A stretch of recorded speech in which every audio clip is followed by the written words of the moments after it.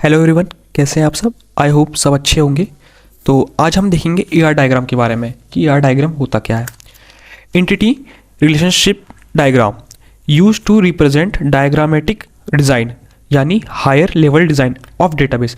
ER diagram का हम use क्यों करते हैं? हम ईआर डायग्राम का यूज़ करते हैं हायर लेवल डिज़ाइन बनाने के लिए। जब भी हमें किसी भी डेटाबेस में हमें अगर हायर लेवल डिज़ाइन बनाना होगा तब हम यूज़ करेंगे ईआर डायग्राम को। ओके, अब देखते हैं कि अगर हमें एक डेटाबेस डिज़ाइन करना है तो उसके क्या क्या स्टेप्स होते हैं। पहला स्टेप होता है कि रिक्वायरमेंट। रिक्वायरमेंट क्या होता है? What type of data store and what operation required, यानी आपको किस टाइप का डेटा स्टोर करना है और आपको कौन कौन से ऑपरेशन रिक्वायर है। ठीक है। सेकेंड होता है कंसेप्चुअल एंड लॉजिकल, यानी ईआर डायग्राम। उसके बाद हम एक ईआर डायग्राम का फॉर्मेशन करते हैं। ओके, ये जो फर्स्ट और सेकंड स्टेप्स है इसी को हम लोग कहते हैं हायर लेवल डिज़ाइन। देन जो थर्ड स्टेप है, थर्ड स्टेप होती है ER diagram to RDBMS table, यानी उसके बाद हम क्या करेंगे, हमारा जैसे ईआर डायग्राम बन गया उसको हम आरडीबीएमएस टेबल में कन्वर्ट करेंगे। डिज़ाइन एंड अप्लाई नॉर्मलाइजेशन, इसे डिज़ाइन करेंगे और इसमें नॉर्मलाइजेशन को अप्लाई करेंगे।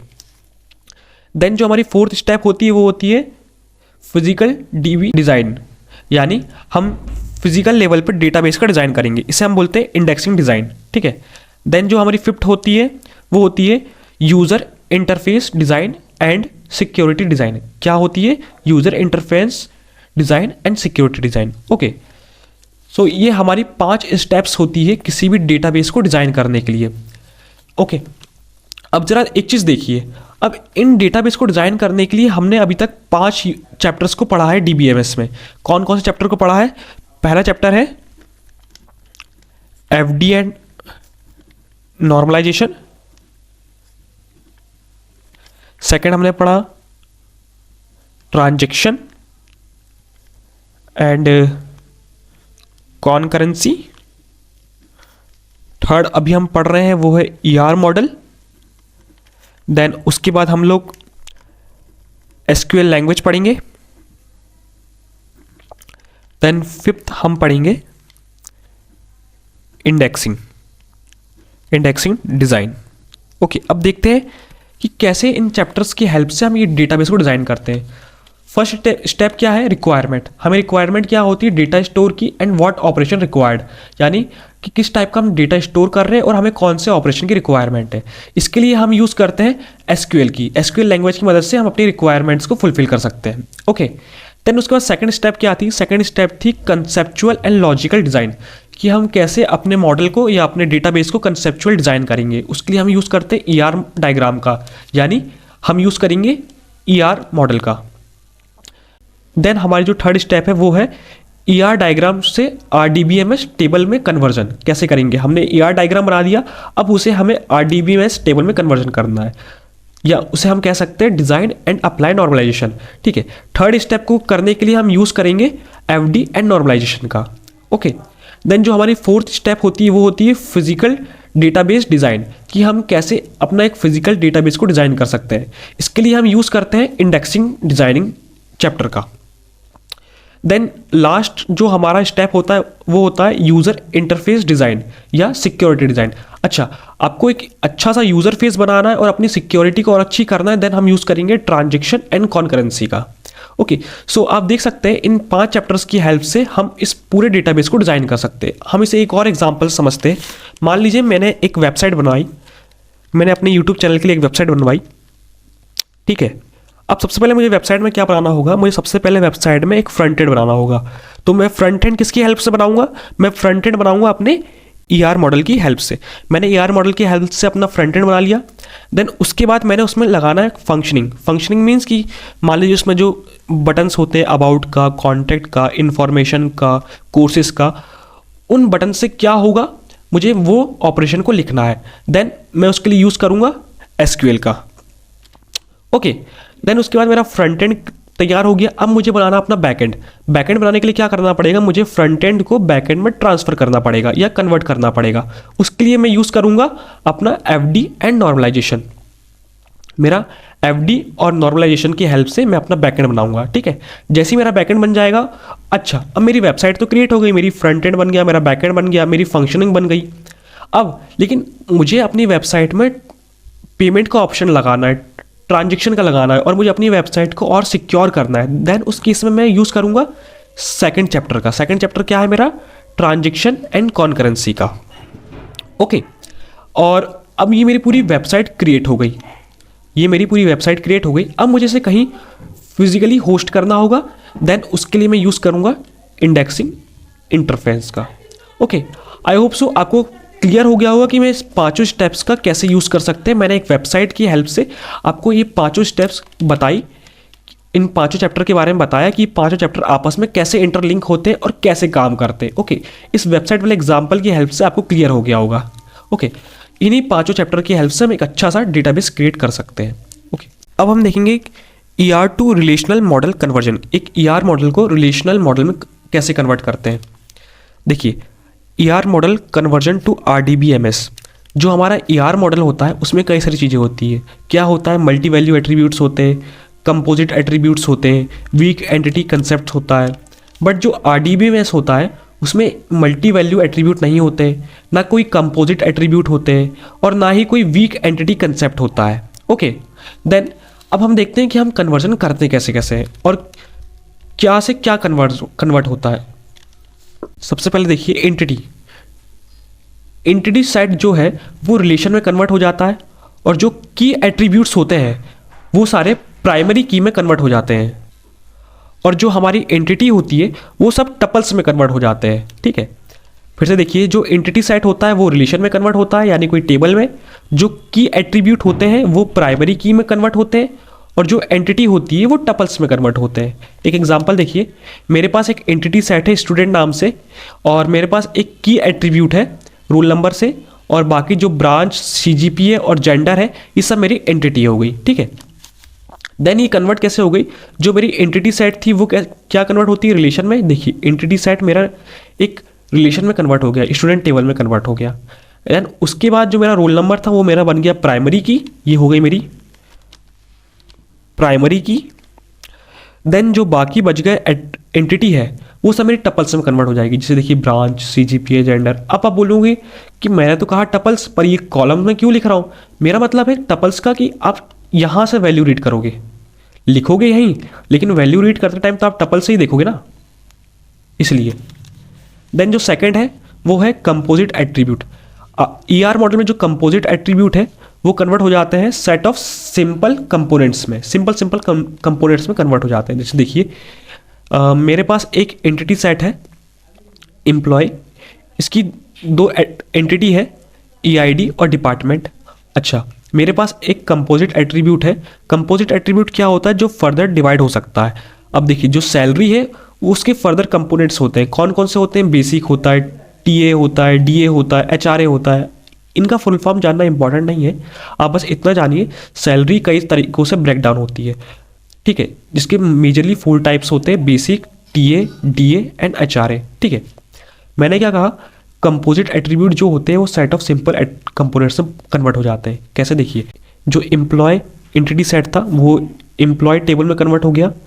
देन उसके बाद जो ये एंटिटी थी ये टपल्स में कन्वर्ट हो गए। देन उसके बाद देखिए, ये जो कंपोजिट एट्रीब्यूट्स था ये भी सिंपल कंपोनेंट में कन्वर्ट हो गए: basic, TA, DA, HRA। Okay, अब समझ में आ गया होगा। थर्ड देखते हैं। थर्ड है मल्टी वैल्यू एट्रीब्यूट। अब जो मल्टी वैल्यू एट्रीब्यूट होते हैं वो कन्वर्ट होकर 2 टेबल्स का फॉर्मेशन करते हैं। कौन कौन सी टेबल? पहली टेबल होती है जिसमें की एट्रीब्यूट होते हैं प्लस ऑल अदर एट्रीब्यूट्स होते हैं। ठीक है, और जो दूसरी टेबल होती है उसमें की एट्रीब्यूट्स होते हैं plus all multi value attributes होते हैं। ओके, इसका एक एग्जाम्पल देखते हैं। एग्जाम्पल देखिए, एग्जाम्पल में हमारे पास एक स्टूडेंट एंटिटी सेट दिया गया है। इस स्टूडेंट एंटिटी सेट में एक की एट्रीब्यूट है, 2 एंटिटी है और एक मल्टी वैल्यू है। तो हम कैसे लिखेंगे?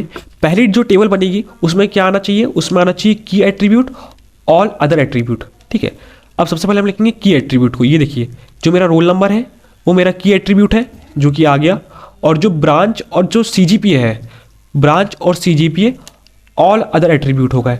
फर्स्ट टेबल में हमने मल्टी वैल्यू एट्रीब्यूट को काउंट नहीं किया है। अब हम सेकंड टेबल का फॉर्मेशन करेंगे स्टूडेंट नेम से ही, सेम नेम होगा, क्योंकि जो यहाँ पे एंटिटी होती है, एंटिटी सेट, वो यहाँ टेबल बन जाता है। सेकंड टेबल में क्या होगा, की एट्रीब्यूट होगा, हाँ की एट्रीब्यूट है रूल नंबर। देन उसके बाद क्या होगा, ऑल मल्टी वैल्यू एट्रीब्यूट आ जाएंगे। यहाँ पर कितने मल्टी वैल्यू एट्रीब्यूट है, एक ही, कॉन्टैक्ट, तो कॉन्टैक्ट सेकंड टेबल में आ जाएगा। ओके, सो आपको क्लियर हुआ होगा कि जब हम मल्टी वैल्यू एट्रीब्यूट को ब्रेक डाउन करते हैं RDBMS में, तो वो दो टेबल का फॉर्मेशन करता है। पहला टेबल क्या होता है, की attribute plus all other attribute, और जो सेकंड टेबल होता है वो होता है की attribute plus all multi value attribute. एक और एग्जांपल देखते हैं। इस एग्जांपल में हमारे पास multiple multi value attributes present है। देन कैसे करेंगे, सेम, सबसे पहले तो जो फर्स्ट टेबल बनाएंगे हम लोग, उसमें हम लोग की एट्रीब्यूट लिखेंगे। देखिए की एट्रीब्यूट क्या है, ए, हमने लिख दिया। देन उसके बाद ऑल अदर एट्रीब्यूट्स, जितने भी अदर एट्रीब्यूट्स हैं वो ले लेंगे। हम कौन कौन से लेंगे, हम लेंगे बी, सी और ई। हम मल्टी वैल्यू वाले नहीं लेंगे, सिंपल वाले लेंगे, बी, सी और ई।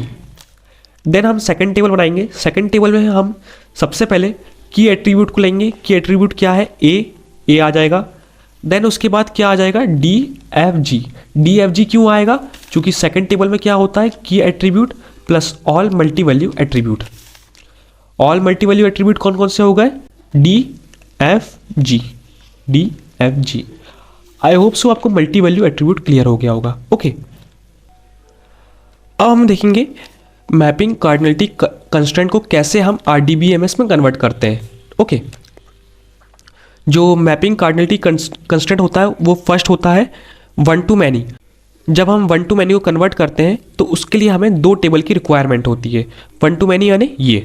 ओके, देन सेकंड देखिए, सेकंड क्या होता है, जब हम मैनी टू वन को कन्वर्ट करते हैं उस केस में भी हमारे पास दो टेबल की रिक्वायरमेंट होती है, जैसे कि ये हो गया मैनी टू वन। थर्ड देखिए, थर्ड में क्या बोल रहा है, थर्ड में जब हम मैनी टू मैनी को कन्वर्ट करते हैं तो इस केस में हमारे पास तीन टेबल की रिक्वायरमेंट होती है। ओके, जैसे देखिए मैनी टू मैनी है, इस केस में हमारे पास कितनी टेबल चाहिए, तीन टेबल की रिक्वायरमेंट होती है।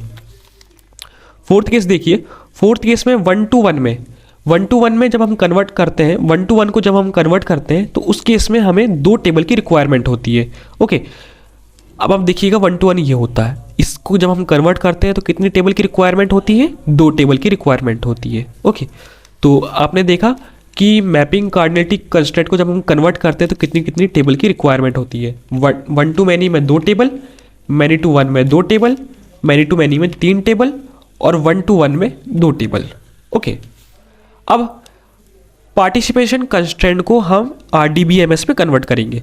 पार्टिसिपेशन कंस्ट्रेंट हमारे पास दो टाइप के होते हैं, एक होता है पार्शियल पार्टिसिपेशन और सेकंड होता है टोटल या फुल पार्टिसिपेशन।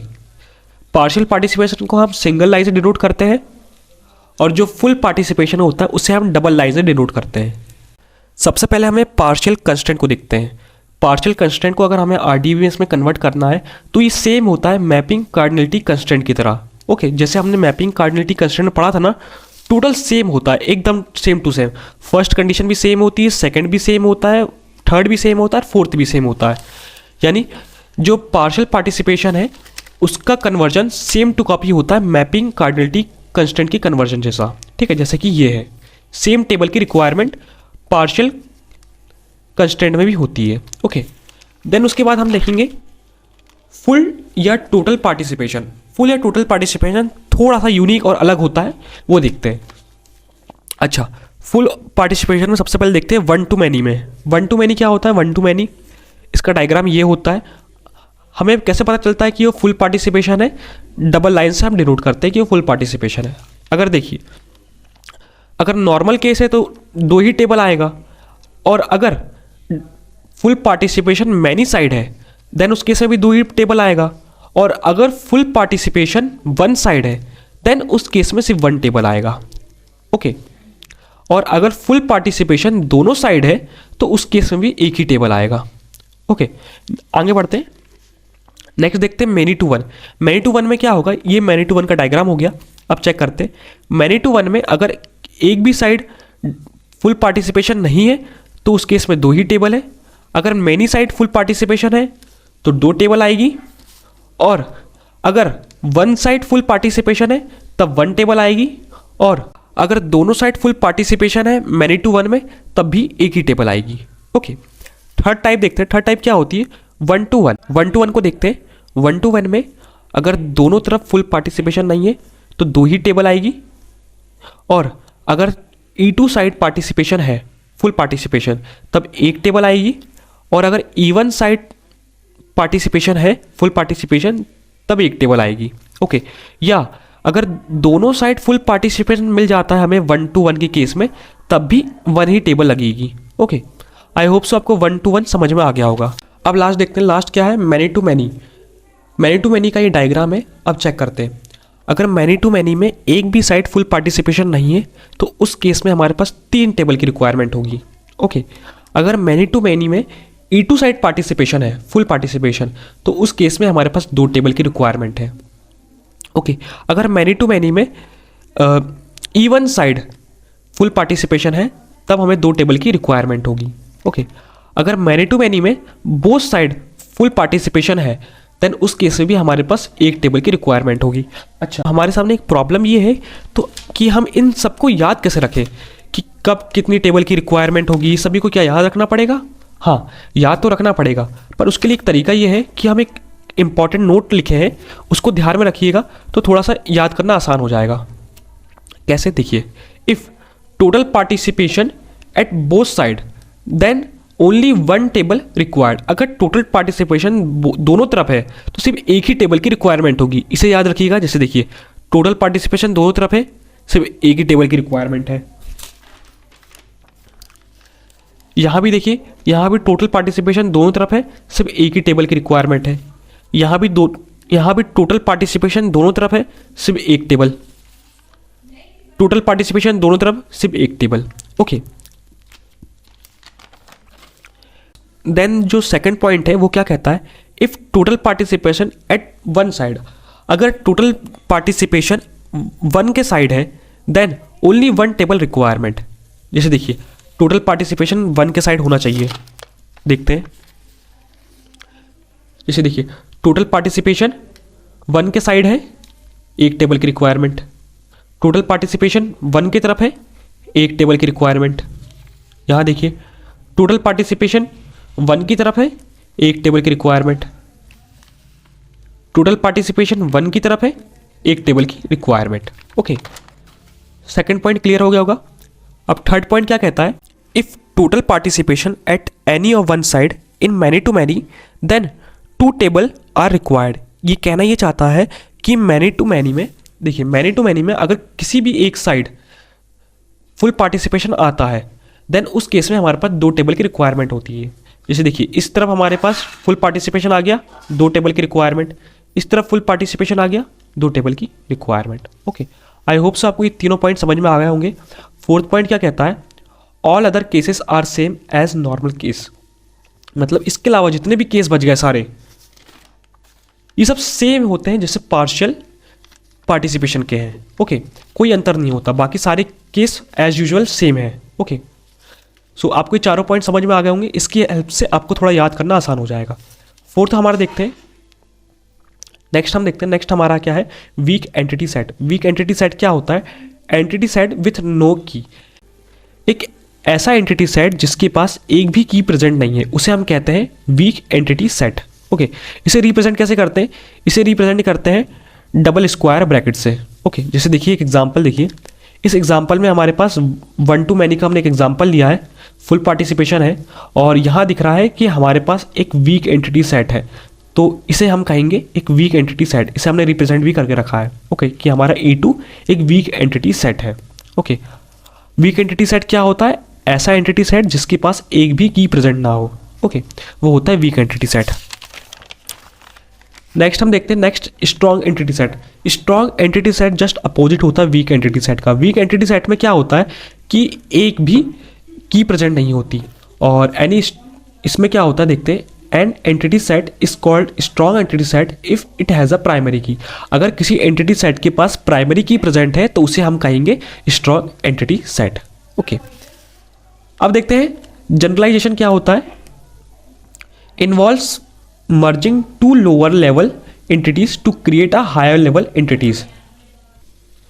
जब हम 2 लोअर लेवल एंटिटीज को मर्ज करके एक हायर लेवल एंटिटी बनाते हैं उसे हम बोलते हैं जनरलाइजेशन। जैसे देखिए, यहाँ सेविंग एक एंटिटी है, करंट एक एंटिटी है, इसको हमने मर्ज करा और हमने इसका अकाउंट बना दिया। तो ये हो गया हमारा जनरलाइजेशन। स्पेशलाइजेशन जैसे इसका अपोजिट होता है। स्पेशलाइजेशन में क्या होता है, a process where a higher level entity is broken down into more specific या लोअर लेवल एंटिटीज। इसमें क्या होता है, जो हायर लेवल एंटिटीज होती है उसको हम ब्रेक डाउन करके लोअर लेवल एंटिटीज में कन्वर्ट कर देते हैं। जैसे देखिए, ये एक पर्सन है, पर्सन को हमने ब्रेक डाउन करा। पर्सन एक पर्सन नाम की हमारे पास एंटिटी थी, इसे हमने ब्रेक डाउन करके एम्प्लॉय नाम की एंटिटी बना दिया और कस्टमर नाम की एंटिटी बना दिया। जो पर्सन है वो एम्प्लॉय भी हो सकता है और कस्टमर भी हो सकता है, ठीक है। जनरलाइजेशन क्या कहता है, दो लोअर लेवल एंटिटी को मर्ज करके हायर लेवल एंटिटी बना दो। और स्पेशलाइजेशन क्या कहता है, हायर लेवल एंटिटी को ब्रेक डाउन करके इस लोअर लेवल एंटिटी बना दो। ओके, आई होप सो आपको जनरलाइजेशन और स्पेशलाइजेशन क्लियर हो गया होगा। अब हम देखते हैं advantage of ER diagram. ER diagram के क्या क्या एडवांटेज होते हैं। फर्स्ट पॉइंट ये कहता है कि ईआर डायग्राम या ईआर मॉडल की हेल्प से हम किसी भी टेबल को इजीली रिलेशनल टेबल में कन्वर्ट कर सकते हैं। ओके, सेकंड पॉइंट क्या कहता है, it is simple and easy to understand the database table. इसकी हेल्प से हम डेटाबेस टेबल को ईजिली अंडरस्टैंड कर सकते हैं। ओके, फर्स्ट पॉइंट ये कहता है कि ईआर डायग्राम्स की हेल्प से हम रिलेशन टेबल कंस्ट्रक्ट कर सकते हैं। और सेकंड पॉइंट क्या कहता है, ईआर डायग्राम की हेल्प से हम डेटाबेस को ईजिली अंडरस्टैंड कर सकते हैं। इसका डिसएडवांटेज क्या है, डिसएडवांटेज ये है लॉस ऑफ इंफॉर्मेशन कंटेंट। इसमें कई बार इंफॉर्मेशन का लॉस हो जाता है, ठीक है। और जो सेकंड पॉइंट ये है, लिमिटेड कंस्ट्रेंट रिप्रेजेंटेशन। इसमें जो कंस्ट्रेंट का रिप्रेजेंटेशन होता है वो एकदम लिमिटेड होता है। हमने RDBMS कंस्ट्रेंट के बारे में पढ़ा था, उसमें देखा था कि एकदम लिमिटेड होता है, सिर्फ 4 ही हमने कंस्ट्रेंट को पढ़ा था, उसके रिप्रेजेंटेशन भी कम होते हैं। तो ये हो गया इसका डिसएडवांटेज। ओके, फाइनली हमने हमारा थर्ड चैप्टर भी खत्म कर दिया जो कि था ER मॉडल। आई होप आपको सारे कंसेप्ट क्लियर हो गए होंगे ER मॉडल के। हमने इस चैप्टर को भी एंड कर दिया है। अब आपको ये चैप्टर कैसा लगा आप हमें कमेंट बॉक्स में बता सकते हैं। ओके, आप चाहे तो हमें आउट ऑफ 5 रेटिंग देके भी हमें बता सकते हैं कि आपको कितना समझ में आया। ओके, और क्या क्या मॉडिफिकेशन और हम कर सकते हैं इस प्लेलिस्ट में, आप ये भी हमें बता सकते हैं। सो मिलते हैं नेक्स्ट वीडियो में, तब तक के लिए बाय बाय।